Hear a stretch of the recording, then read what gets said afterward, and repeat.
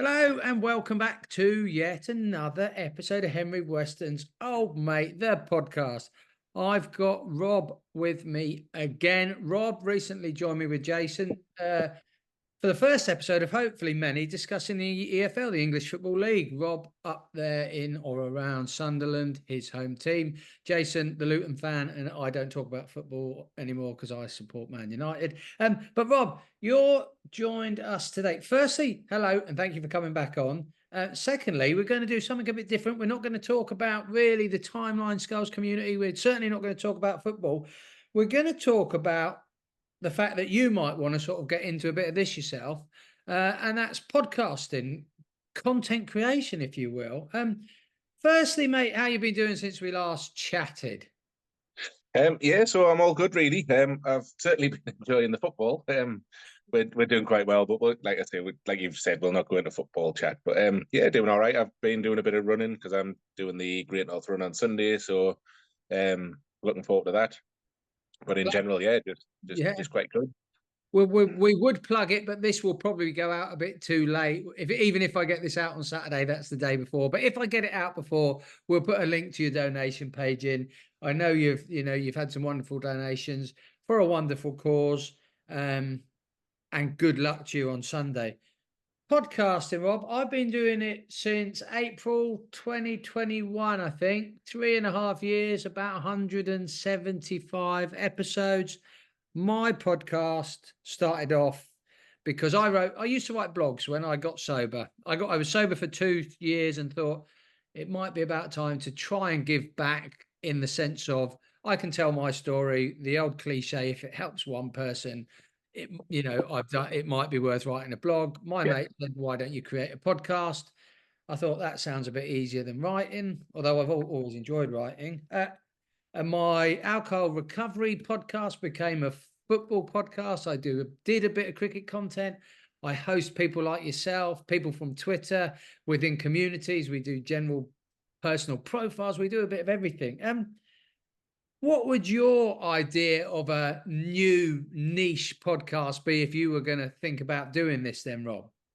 yeah. So it's not particularly niche. It's something I've thought about for a little while, but I've listened to podcasts for years and years across various subjects. I listen to football ones, just general. Like there's a couple of celebrity ones I listen to. Sort of, there's Josh Whittaker and Rob Beckett, My their wife parent and loves one, them. and a few different ones. So kind of, it's something I've listened to for quite a while. It's just handy if you're in the car or out for a walk or running. It's nice to have on in the background. But initially, the kind of idea for a podcast came around with a few of the guys from TLS. So we regularly meet up on a video group call, maybe sometimes once a month, sometimes a couple of times a month. And it might sometimes be once every other month or once every 3 months. But we meet up and just have a bit chat and a few beers. And it kind of got mentioned just in discussions because we have a bit of a laugh. This would probably create some quite funny podcast content. So we kind of discussed it and never went any further than that. So that was my initial idea behind kind of setting one up. But I do listen to a couple of Australian podcasts. So there's Hamish and Andy, who are quite famous over there. I don't think many people will know them over here. Okay. But I first came across Hamish because he presents the Australian version of Lego Masters, and we watched that with the kids, and he was really funny on there. So I did a little bit kind of look into him, and then I found out he ran a podcast, and they're really, really famous over there. So I started listening to their podcasts, and then there's another one that I've been listening to for about a year called We Got the Chocolates, and Right. it's kind of their show, their podcast that is kind of based around what my idea would be. So it would kind of, excuse me, it wouldn't quite copy their podcast, but it would have similar sort of format of a few mates sitting around a table having a laugh, having little bits of features. So Yeah. yeah, so that's Do a bit you of the listen background of it. to Do you listen to Under the Cosh, the football podcast at all? I don't, but I've heard it mentioned, and I think it is an ex-Sunderland player who's on there, isn't it? Is it Chris Brown Chris who's Brown hosts it with Big John. What's his name? Used to play up front for Stoke. John Parkin. right? Yeah, it's absolutely brilliant. I actually subscribe to their extra content on the Patreon. I think they're brilliant. And they talk. I only mention that because they talk about Lego Masters when they run a few adverts, and one of the VPN, the bounce your location sites they use, and they had a bit of a long running laugh about one of them when they were in foreign countries, they could still watch Lego Masters. I actually listened to a bit of Australian content. I forget the guy's name, but a few missing persons podcasts in Australia. There's a guy who used to write for the Sydney Herald or one of the big Australian newspapers, and he creates a lot of very, very interesting content. But I've never heard of those guys. I think, Rob, the idea that you have in mind is a brilliant one, isn't it? Because it appeals to, like you say, it's probably not niche, but it appeals to a large demographic. There is a lot of guys, mine and your age groups, who enjoy a beer, enjoy sports, enjoy the company of fellow like-minded men. And when you mix that bit of alcohol, people relaxing at the end of the week, bouncing ideas around, a bit of piss taking amongst each other, it does create a very fun, jovial, sort of reciprocal, comical atmosphere that I've often sat around in the drinking days and the non-drinking days. You kind of sit around, you have a chat for an hour, and you think, God, wouldn't that have been good if we'd recorded that? Yeah. And what I've got some notes in front of me, but I don't want to run through them. But you've said your idea or what you'd kind of like to. So, who listens to this? The people who aren't involved in the chat. But are you thinking you'd like to set a podcast up that would be for your small community, or would you see it as something that, I guess, everyone who starts a podcast would like to think a million people listen and you start running adverts and you can stop working? But is it more of a putting a timestamp on this part of your life to be able to listen back, or is it something that you would like to see possibly grow, Rob? I think I guess it's just one of them things when you, like I say, we just have a bit of a laugh, and then because we kind of met through the whole TLS community, and there's a few of us in the group like to try different beers, so different IPAs, try and get as quirky different beers as we can. So initially, when we were kind of talking about it, could we have sort of like a little beer review as part of it, and different people suggest a different beer. And I guess it's one of them things that is, you record it and you never know who's going to listen, how many are going to listen. You're just going to put it out there, and then if it grows, it grows. And if it got to the point where you start getting paid for it, then perfect, you know what I mean? But outside of that, it's just to have a bit of a laugh and get it down on camera, on audio, just to come across and see what, like, I guess you would have to edit some of it, because if we did it at this time of night, then it would be fairly kind of safe for work, so to speak. But when, like, there's times where we should have a group chat where we could be on for 3 or 4 hours and gets to 2 a.m, and you kind of go, well, should go to bed, and it may get a bit raucous and the subjects get a bit more a bit more not for public viewing. That's the thing, isn't it? And that's another sort of thing I've got written down, and the potential pitfalls of podcasting. I don't think in the UK, for me, I average a standard episode is 30 to 40 listens. A popular episode is, I think my most listened to ever episode is just above or just below 200 people have listened to it. No one's going to listen to that. I'm never going to be cancelled. I mean, I'm not careful of what I say, but there's certain words that you would never use on a podcast.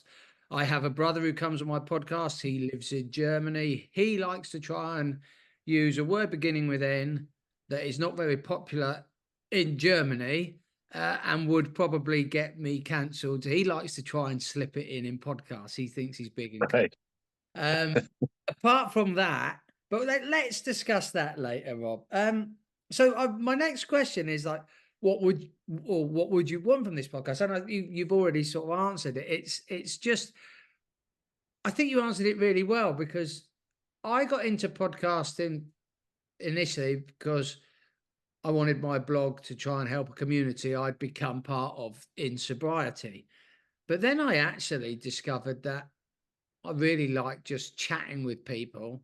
And once I'd kind of worked out how to find various guests in various topics to discuss, I actually just started enjoying it. And when I'm going to record a podcast next week with my good friends Phil and Dean. Phil used to be a regular co-host on this pod, and we're going to do a Room 101 style podcast of 4 things that we'd all like to. Yeah, Room 101. What would you put in the bin in life? We're going to do that because we want to, and we have got this format now where I'm set up. I find the recording and the editing. Well, I don't do any editing, but it's quite easy. But certain people will listen and enjoy it. But me, Phil, and Dean will enjoy that experience, and we'll share it. And some other people will listen. And I actually take a reasonable amount of sort of pride and pleasure from that. I had a guy message me that I hadn't spoke to in 10 years, who I lived in when I lived in the French Alps doing ski seasons, and he messaged me to say, "Oh, such and such put me in touch about your podcast. We listened to one of your football ones. We thought it was brilliant." And I was just like, "Oh wow!" And it made me feel pretty good for an hour or so. Um, that's it's the kind of thing, isn't it? And I guess if you've thought it might be good, Rob, if you don't try it, you'll never know, mate. Yeah, that's it. Like I say, it's just a case of, like I say, we have a little bit of a laugh. We kind of have a bit of a joke. There's things we talk about that I guess it's like mates sitting in a pub. And I know, like I listen to Chris Moyles on Radio X on a morning, and every year he does what's called a pubcast for charity. So they go and they sit in the pub and they record stuff, and obviously their jokes and everything get a little bit. So they charge whatever amount you want to donate, Yeah. so that you can download the pubcast. And they've made over £1 million from doing it for their Global Make Some Noise charity.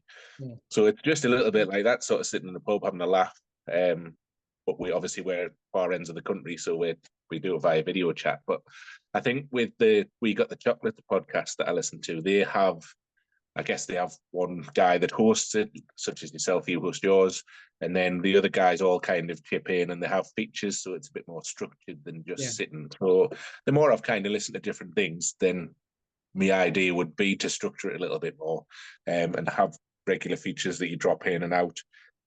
Excuse me, just so it kind of keeps it a bit fresher. But yeah, it's just a little bit like yourself. Put it out there, and if people listen and you get a bit of positive feedback, then it does make you smile if you've kind of made somebody else smile. And I think with the other guys who potentially would be on this podcast, they're really quite funny blokes, and we just make each other laugh on the regular. So if one of the things that makes you laugh more than anything else is somebody else laughing, so it's just one of them kind of things. I think if you think back, and a couple, if I think back, and I think I'm a bit older than you, Rob, but not much older. Before podcasts, not before the internet, but if I think back to TFI Friday, hosted by Chris Evans on a Friday, and that wasn't a podcast, that was a TV show. But what you've just mentioned, regular guests, regular content, following the same pattern stroke script on a Friday, but it used to make, I don't know if it was on for 1 or 2 hours, but it kind of was a video podcast in a sense, because you kind of knew what you were going to get from TFI Friday, but you didn't know what you were going to get, if you understand what I'm trying to say. Yeah. You knew what guests were coming on, but half the time they were half cut from the green room, and half the time Chris Evans purposely lined up guests who didn't particularly get on well with each other. And he did have his regular features that varied from sort of series to series.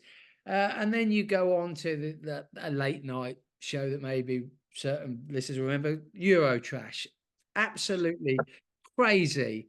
But another kind of thing that before we could all, there must be a billion podcasts out there now, but back in the day when these TV shows were so popular because they were so different, but allowed the creators, Chris Evans and his production company, I guess at the time, they kind of did what they want. They were they were restricted by what they could show at certain times of the day, but within that, it was a fairly loose structure that people probably logged in. And if we know it's Rob, Jason, Davey T, you might be lucky and might nail Lewis down to a guest appearance. But I know you guys all individually and from the WhatsApp and from TLS on Twitter, but I'd certainly be logging in each week to see what the bloody hell went off. Yeah. Yeah, I think it's like I said to you in the WhatsApp group, is if we did a one from, I think it was Friday or Saturday, we had a chat and we were only on for a couple of hours maybe, but some of the stuff we spoke and joked about was like you couldn't put on a podcast because it was just it was pretty much lads kind of toilet pub humor that just kind of starts getting out of hand when somebody kind of takes it one direction, somebody pushes it a bit further, and the chat ends up being a bit filthy. But it's just a lot of fun. I just enjoy kind of chatting with people. So there's another guy in the group chat that I'm on with, guy called Aaron, who's part of TLS, and me and him catch up semi-regular as well. So sometimes he'll just video chat me, and me and him will just have a chat for an hour or so. And when he first started kind of joining in on the video chats, he's like, this has amazed me. It's like sitting in the pub. It's like just having a beer in the house, sitting chatting.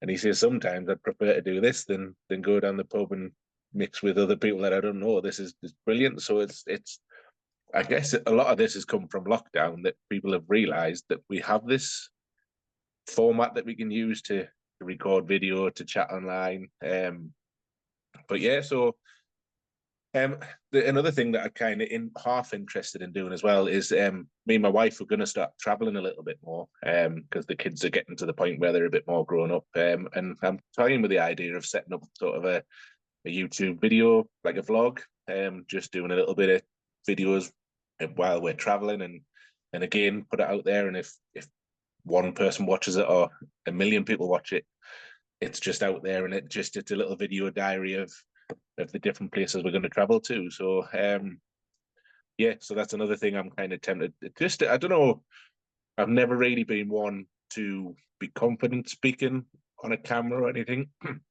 until TLS came about, and then starting to record yourself in.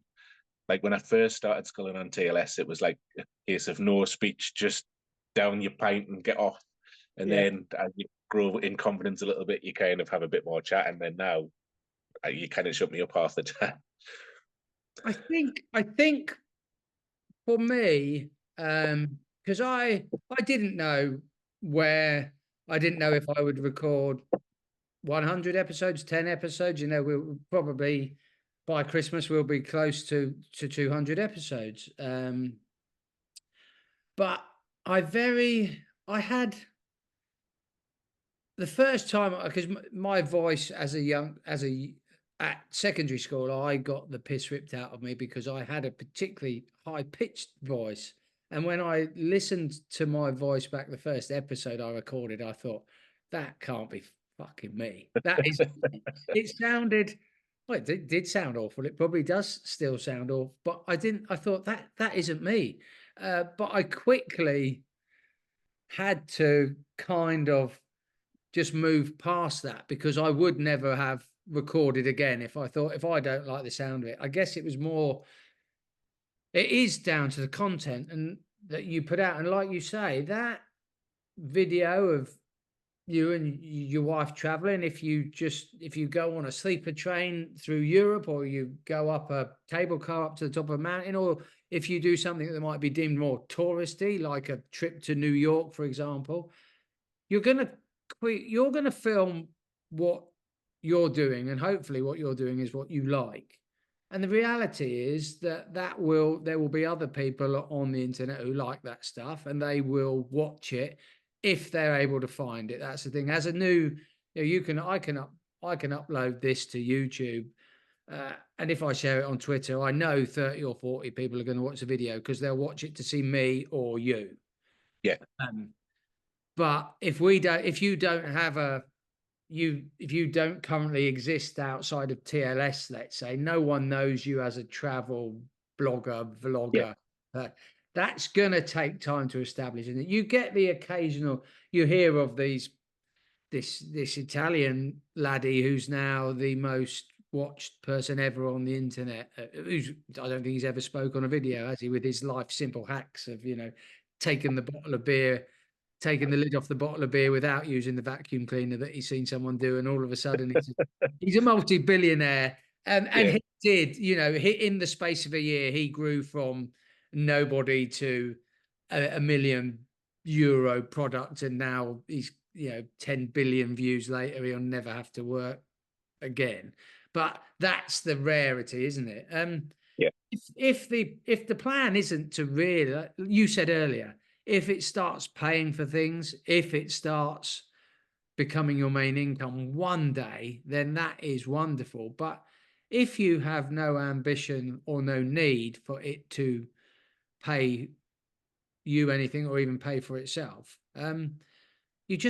you do what you do. You might record one day, and the second day you or your wife might say, "Oh, let's not do any recording today." Yeah, so a little bit of it, like, so when we've been on holiday at different places over the last couple of years, I've kind of had a look on just to kind of have a look for places and see. And you come across there's vloggers who will review restaurants and they'll have a wander around the areas and kind of say, oh, well, this pub's good, that pub's good, this restaurant's nice. And watching them, it's really helped us for where we're traveling to. So when you go and you kind of know, oh, well, if this restaurant's not really any good, don't waste your time or money going there. So it was a little bit of a part of that, is that a vlog of different destinations is kind of handy for people just to, I think for me, it is a real world kind of video of the area. So it's somebody walking around having a little bit of chat. Maybe it might be boring to most, but it's just a little bit walking around and kind of going, well, this is what a normal kind of Brit would do on holiday. This bit's good to go to, this bit's not so good to go to, have a wander around, and if it helps one person, then it helps one person. If not, like it could just be something that we show the grandkids in 10 years' time and go, oh, look, these are all the places we travel to, and it's on the internet and it's there for evermore, I guess, until the YouTube gets deleted or cancelled and something else replaces it in the future. Yeah, that's a friend of mine. He has a Facebook account, but he doesn't use Facebook. But he uploads photos to Facebook, and he describes it as his cloud, his photo. It's where he stores his photos. Yeah. There's absolutely nothing wrong with that. That's how he does it. I've got kit, gear, cost of not setting up a podcast, but how, when you're considering it, Rob, because that's me and you chat for 45 minutes to an hour now. I don't do any editing unless for any reason, unless either of us says a word that is not conducive to the world. I mean, if there's a fuck or a shit, now that I've said that, there's a button when I go to press and it says, does this podcast have explicit content? And you just have to tick it. It doesn't really matter because you tick it. If there was words that are unacceptable for whatever reason, then I edit them out. If the internet drops out and we have to record this in 2 sections, then I will normally, when that happens, it's actually work. I used to run the occasional ad for friends. I used to run the occasional ad if I was doing a charity fundraiser. So I just used to edit the 2 bits together with a little voiceover that I'd put in there. But apart from that, I don't do any editing. You sort of mentioned you might want to do editing. I found the first time I looked into editing, it's a bit of a rabbit hole. A guy who started a podcast similar to sort of my mental health point. He runs a group called Bottled Up Blokes, Tim, and it is amazing stuff they've done in and around the Nottingham and Derby area. They've raised tens of thousands of pounds. They host regular groups for men who are struggling. and in the space of 2 years, it's grown exponentially. I think he's been to Downing Street. He's now involved with a couple of Premiership football clubs. He started a podcast, and the podcast didn't fail, but it was a bit. He got into the first time. It took him 3 hours, he said, to edit his first episode because he was trying to get rid of the ums and the ahs and the pause.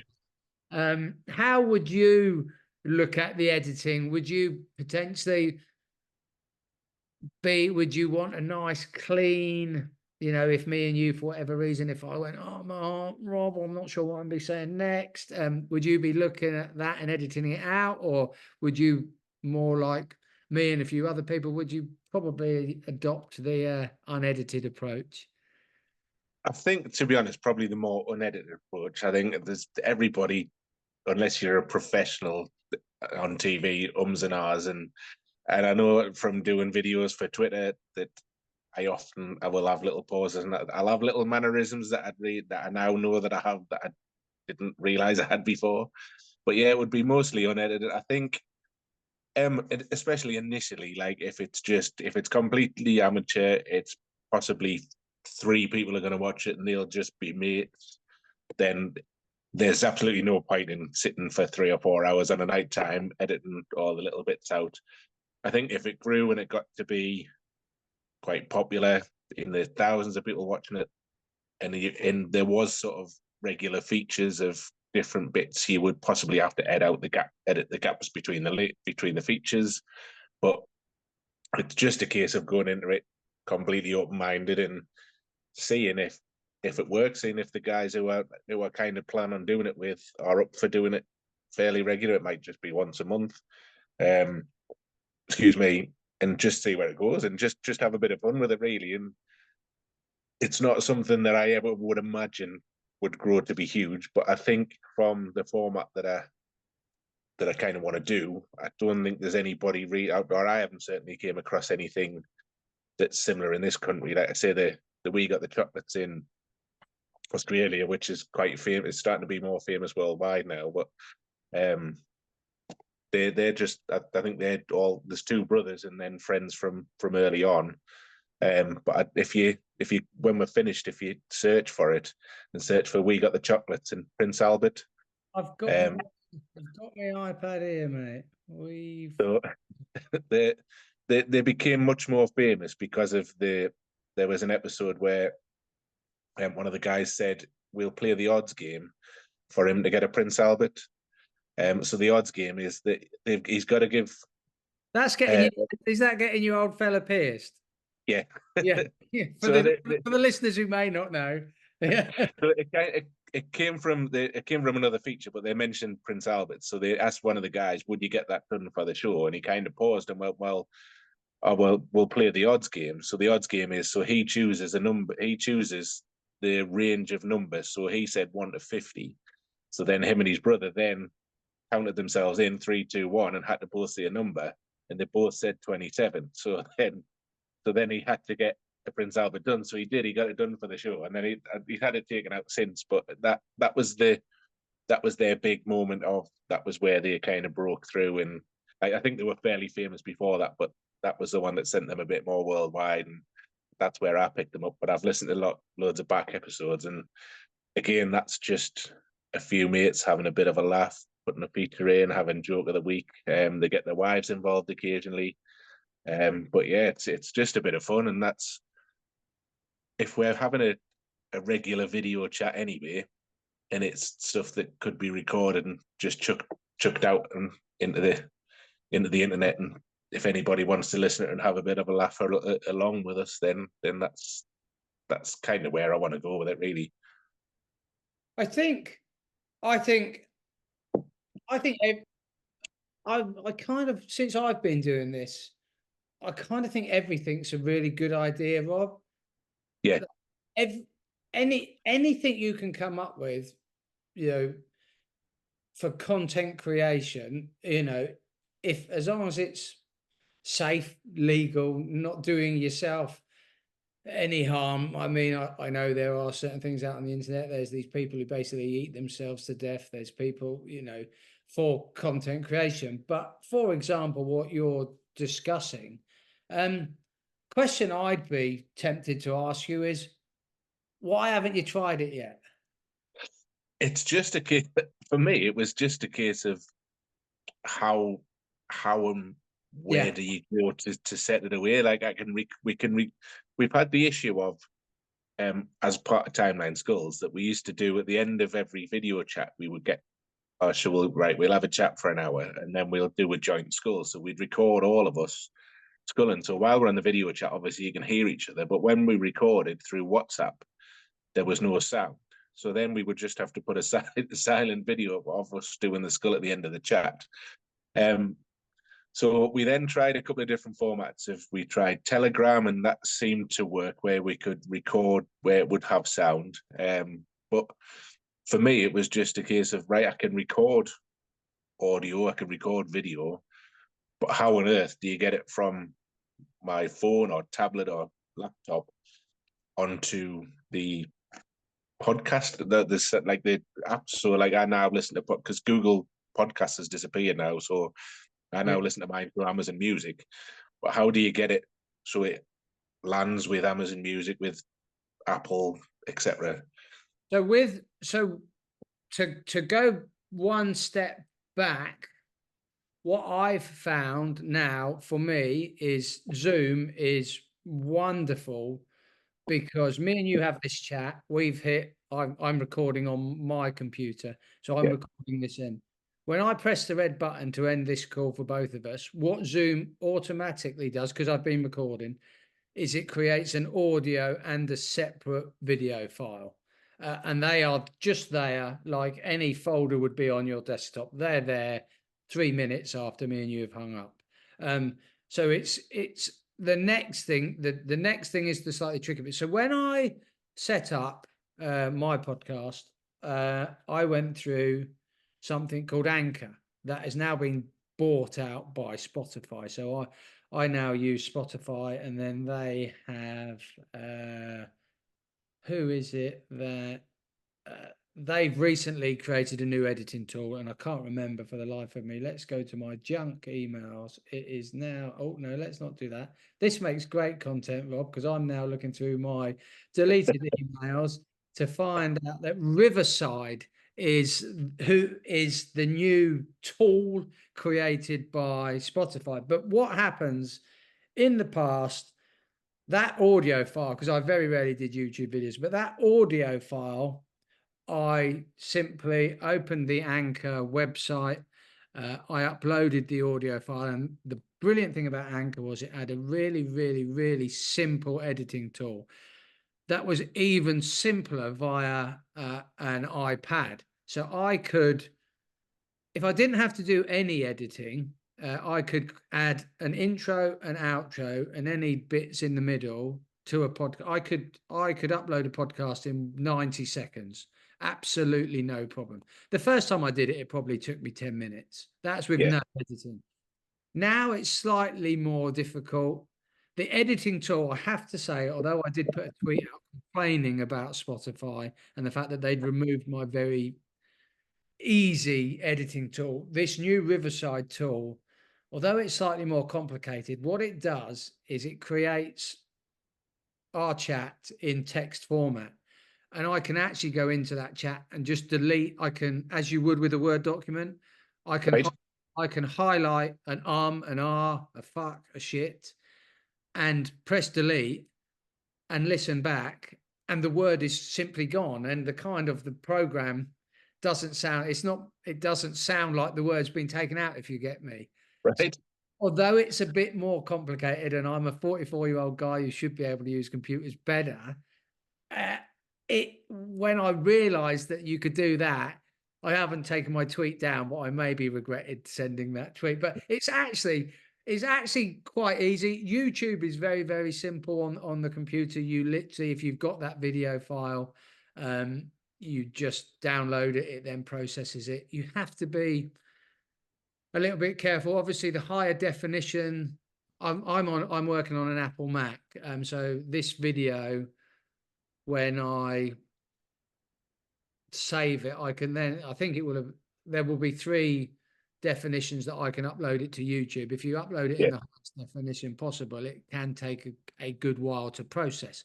But if if you're not in a rush, but YouTube videos, I actually find editing a video a lot easier. On the Movie Maker on Apple, it's quite easy to add things in, anything you want. But I guess that would be the thing, isn't it? If you don't know, I didn't know how to use Anchor, and the first time I did it, I kind of thought, um, it can't be that easy, because I'd uploaded a voice audio file and then hit play. What I had to do with Anchor, and I assume it's the same, whoever you choose, I think Spotify using Riverside is about the best tool out there. I would say that's what I use. But to the next question, how does it get to Google, Apple, and all the big ones? I had to release, or not had to, I think once I'd released 3 episodes via Anchor, it then automatically started uploading to the top 15 podcast Right. distributors in the UK. I couldn't, if I decided to start a podcast now, I don't think I could upload it straight away. But they kind of, like a lot of things in life, Rob, the internet or the computer does a lot of the work for you, which is it's quite good, because I am by no means technically gifted. I don't work with computers generally in my day to day, and I've found it pretty easy to do. I hope that answered a couple of your questions. Yeah, 100%. Like the editing software to take out words, that's just amazing. Really, that you highlight the word and it rips it out of the video without Well, I've really only any. discovered that in the last month, and I haven't. I've put 3 episodes out using this Riverside. I've never used it yet to take anything out, because I thought I don't really want to go down this rabbit hole. I don't want to be spending an hour editing my audio. But yeah, I did the usual thing. Perhaps it's a man thing. I looked at it. It wasn't what I used to use. It wasn't what I was used to, and I said, "This is fucking shit." And I sent a tweet saying, "This is shit." And then the next time I did it, I was like, "Oh, this is actually quite well designed." But uh, guests and co-hosts, you've talked about how you'd probably want to do this, Rob, and it would involve a regular group of people, not the same group of people. But would you? I've always found it easier when I used to work. I think the best times I've had with my podcast is when I was recording regularly with Phil. We had a good dynamic between the two of us. I just found it very, very easy working with a regular co-host. Do you see it as something that, or are you quite, would you see yourself as quite happy to take the lead, or do you think someone like, let's use Jason because he was on the podcast, could you see it being something that you and Jason might take on? Because the only thing I would say to that is then that adds 50% more organization, because you've got to get 2 people together, although we're talking about getting people together regularly anyway. Yeah, I think for me, probably it's one of them things is that everybody's busy, everybody has their own lives. So I think for me, if I'm kind of the one who would like, as in general, if a lot of my life, like I play darts, and in general, since I've played darts for my local since I was 16, and I end up being captain of the team by 18 or 19, because I'm just one of them people who, oh, can I help you do this? Can I help you do that? And then eventually the captain's job ends up coming to your door. So I've been a captain of the darts team for 20 odd years. So I think with a podcast, because everybody's busy, it's one of them things that the group of lads that we're in, we've got a group chat of about maybe 8 or 9 of us in maybe 10. If I'm the one who sets it up and I say, right, I'll record, I'll upload, I'll do all the admin for it, then it makes life easier for all the rest of the lads. Yeah. And then Just probably limit it to when we're on, just go right, because the more people you got on, it's harder to get a word in. Conversation doesn't quite flow as well because everybody wants to talk at once. So I think you would probably limit to say three, maybe four people, including myself, that would be on. Yeah. And that way you've got a bit more interaction. And then the other lads who are obviously busy. So like you say, sometimes with Lewis, it's quite hard to pin him down. Surely not. Just because I mean he runs all over the place for his son's football. Like he must be shattered every day. Yeah. So it might just be a case of if he manages to get on once a month or once every 6 weeks, then great. And just all the rest of the lads can just jump in and out, and we'll get different people on. And then if it's a case of it starting to go well, and we can invite other guests on like yourself and maybe other lads off Twitter or even friends from home, and just go, oh, well, do you fancy joining on this podcast? We're just having a laugh. We might do a bit of a quiz here or there, or jokes and just different things, and get different people involved. But I think I would possibly take the lead just to make life easier for the rest of the lads joining in, really. I think someone has to, and I think probably when we listen back to this, somebody needs to be the environment you're talking about. Somebody, although it won't be too structured, somebody has to take the lead, because the couple of times that me and you will have talked over each other, the computer doesn't like it. It gets confused, and you get the slight crossover, and with at certain times you get a blank. You don't get two guys talking. You get nothing, and it's only half a second. It's not like it's that 2 or 3. I mean, there's that what is it on radio? Is it on radio? Is it 8 to 10 seconds or something? And there's something about podcasts. If it gets to like 4 seconds, the person starts to wonder, have their earphones died? Has their iPhone died? Has the podcast episode died? So you don't want that. You would never get that dead space with people talking over each other. But what you do get, if you're not careful, is an episode that doesn't work, because you'll have yourself introducing the podcast. And let's go over to Stuart, and he's going to tell us what we're drinking today, and he's got the joke of the day, and I get that bit out. And then we're going to go over and talk to Jason and Lewis. Jason and Lewis have had one too many beers. They're both trying to take over the microphone, and you've just got 20 seconds of noise that no one can decide. So I think what I'm trying to say is, I think I would suggest, and I'm not a podcasting expert, but I would suggest that in that lead role, you'll probably find you need to guide it for most of the episode. Yeah, so I think the general gist of it is in the run up to doing it. So, like I say, if it was once a month or once every 2 months, or even if it was once a week, my plan would kind of be to set a format. So I would have, even if it's a typed up sort of thing, go obviously intro, then these are the features we're going to have across the day, and then that will get sent to the lads who are going to be on, and then they've got an idea what's happening, and then they can then pre-plan.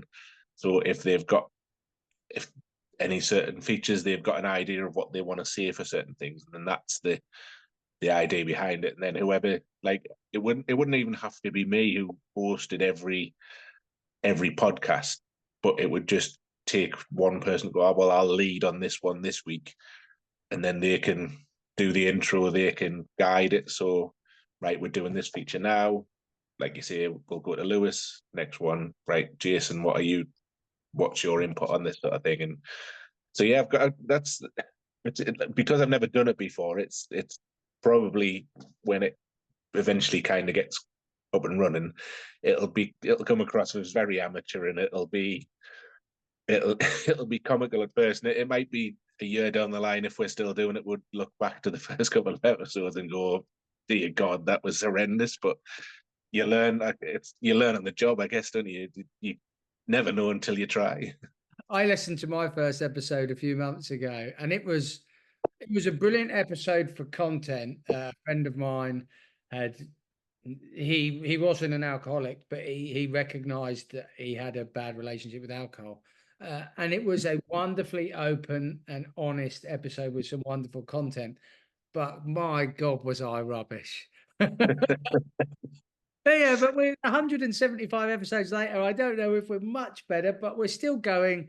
And the numbers, our numbers, I think the polite way of saying it is stabilized. They don't tend to go up, but they don't tend to drop. We get that 40 to 50 to 60 to 70 listeners.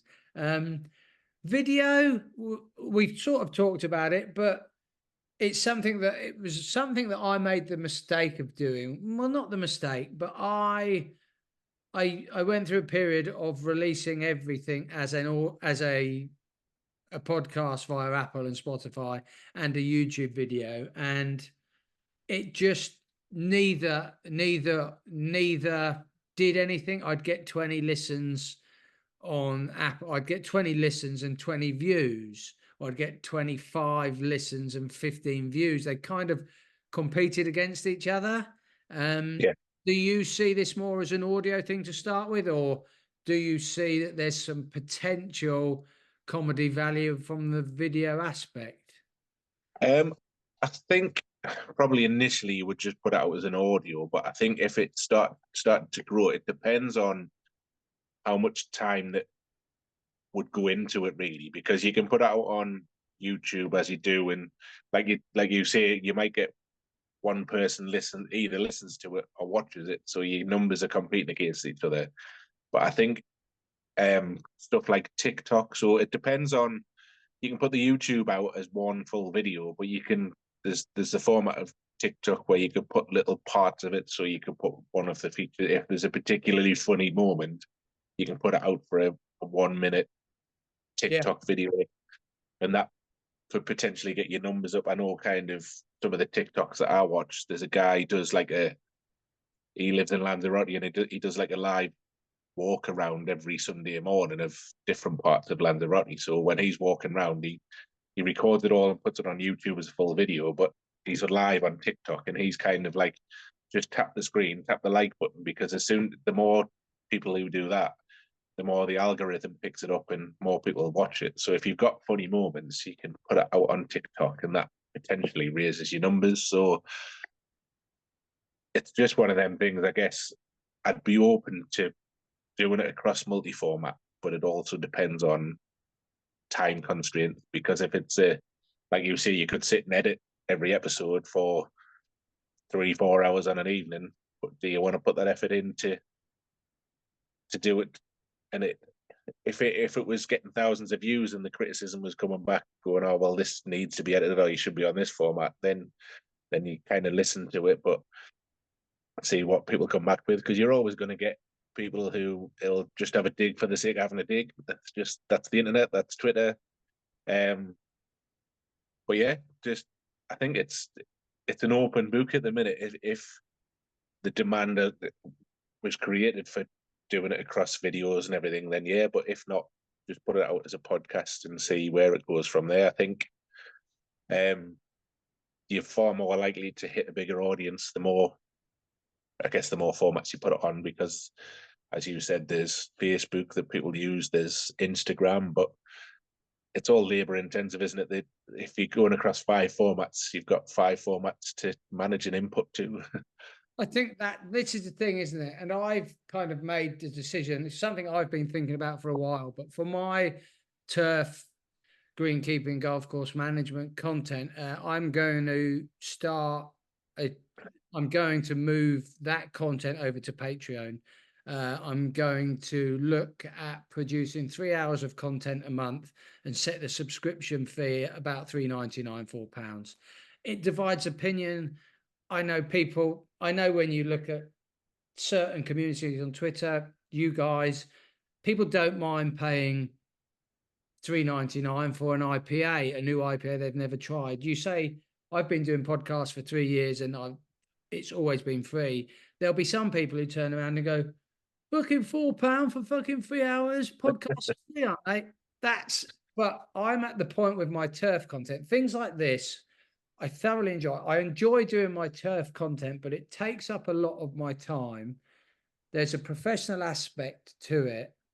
And I've made the decision with the turf content that if it's going to continue, it needs to generate something for me. Yeah. This I do purely because I enjoy it. I would be watching some shite on the telly now. I'll probably be doing that tomorrow, but I absolutely love doing this, chatting to good people like you.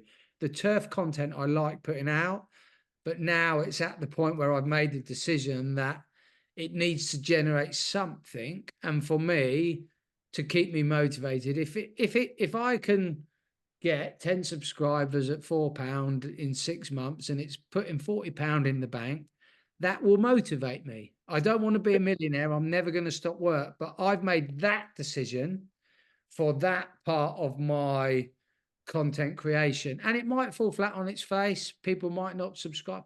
I think a few people will. I have a core of people, and I will be offering I'll be offering, I put out 1 to 2 hours a month. I'll be offering 3 hours guaranteed that will be on page only accessible through Patreon. Yeah. It's now my job to come up with engaging. I've got some sort of comedy that I've been writing that I want to release through that. I've got some mental health, although I don't like to hide that behind a paywall, but within greenkeeping. And I've got a couple of other regular things I do. But for that to continue, it's quite time consuming, Rob.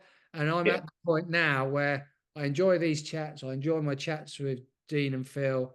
I enjoy having my brothers on. I have one who lives in Germany, one who lives in America, and we get together once or twice a year and put fun content out. But that weekly content that I'm getting guests on and spending a lot of my time organizing, I've now decided that I want to try and generate some money from that. We'll see. Is there anything else you wanted to ask, Rob? I've done a lot of talking in the last 10 minutes. Is there anything else you wanted to ask me as someone who's been doing it for a while, that any questions that you had? Because we're approaching an hour, mate. Yeah, not particularly really. Other than maybe sort of, do you get much feedback in a like a ultra? I know you said before it was great that somebody messaged you and said, "Oh, I've listened to this podcast. It put a smile on my face," and that must be great. But have you ever had much of the other way around, where somebody's decided to have a pop, or had a troll, or anything like that? Do you know what? I thought I would with the alcohol recovery stuff, because obviously what is with, I am an alcoholic. I am approaching 7 years sober, but I will always consider myself an alcoholic. And my behavior for a couple of years up to getting sober was, I never got in trouble with the police. I never did drink driving. I never got arrested. I was never violent, but I was a terrible husband. I was a pretty bad friend. My daughter was 1 when I got sober. So the first year of her life, I wasn't a very good person. And then I start producing podcast content about how I'm trying to be a better person. And I assumed people on the internet would take umbrage with that, like they do. And I never received any negative feedback. My first episode about alcohol got 150 listens, that episode with John. It's not huge, but I assumed people would, I assumed I'd get trolled for that eventually. I never did. I've had a few messages within the turf community, because believe it or not, the golf greenkeeping community can be a little bit snipey, like most communities. That's been, I've had a few people tell me I don't know what I'm talking about. The funniest thing I had, and it wasn't trolling. I must have put 50 videos on YouTube, very rarely now, but on one episode, somebody logged into a video, and I can't remember the guest's name, but he wrote this wonderful 2 or 3 paragraphs about how he'd had sexual relations with this guest as a young homosexual sexual relations with this man in his younger life. So I contacted the guest. And I said, I've had someone drop into the messages. Do you know him? He went, never heard of him. I assume it was just somebody had randomly found, but he'd taken the time to write this wonderfully detailed description of what, yeah, but no, really, I've never had any negative feedback, and it has surprised a lot. A lot of the football stuff. I don't do many anymore, but me and a few friends did Man United content for, I think, pretty regularly for a year throughout one season, two Right. seasons. I got some grief off friends, of Liverpool fans, but again, because we're not very big, although I put it out on Twitter and I used to hashtag it with Man United, but it never got to that stage. I would assume, like everything, if tomorrow, when we release this, if the day after it's got 10,000 views, I bet there'd be 100 comments, and Yeah. people just telling me I'm a bald guy with glasses on, probably people asking which part of Mars your accent is from, all the silly stuff. But no, I haven't. But I think that's down to the size of my podcast.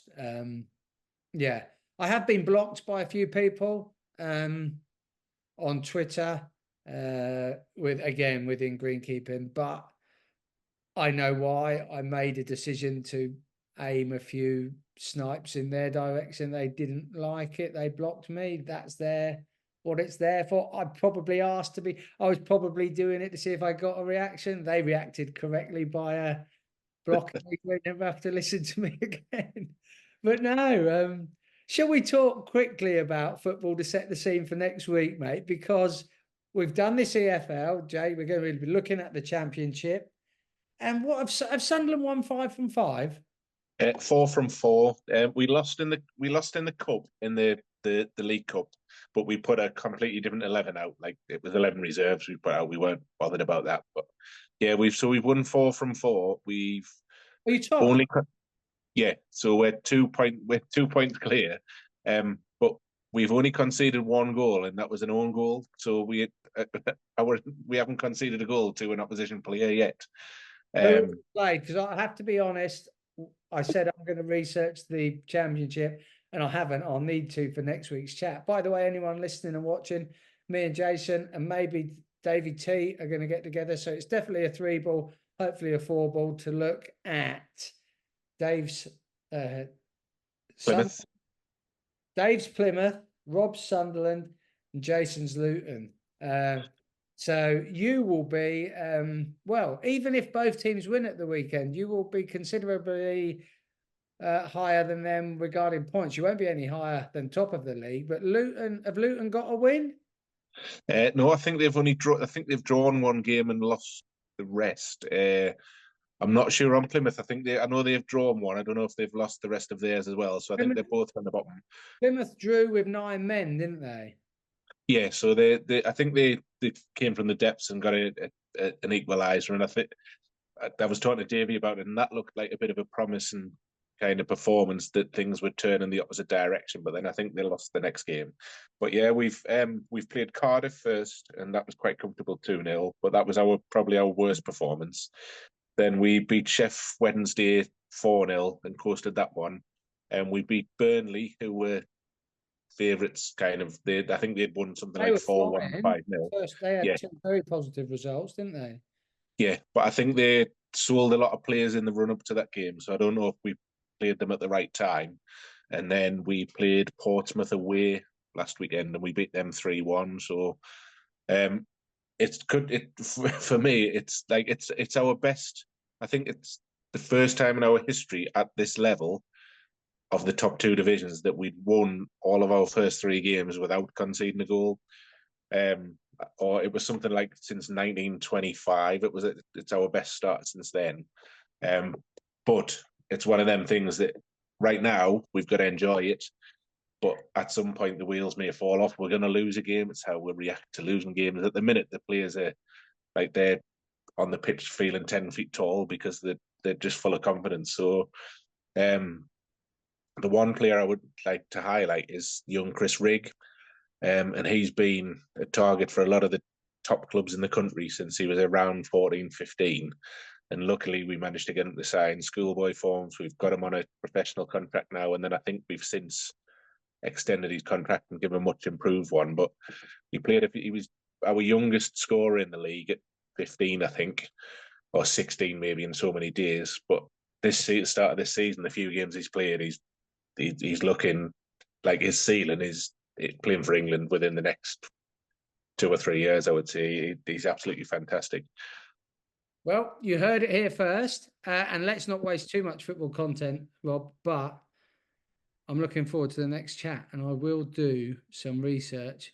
What I will say though is another month of performances like that, and you'll have put the relegation. Not that there was relegation, but any concerns about that, you'll be pushing that 20-point mark, hopefully beyond, and you'll be yeah. Anyway, Rob, thank you for coming on. It's been wonderful creating an episode on a bit of just general chat, but a bit of looking into potentially setting up your own podcast or your own bit of content creation. Thanks for coming on, mate. I'll see you next week. Yep. You've all been listening. Jason will have been watching because I'm going to have to put this out as a blooming video for the one person who's going to watch it. Thanks, everyone, for listening to Henry Weston's Old Mate, the podcast. Cheers, Rob. Cheers, Stu.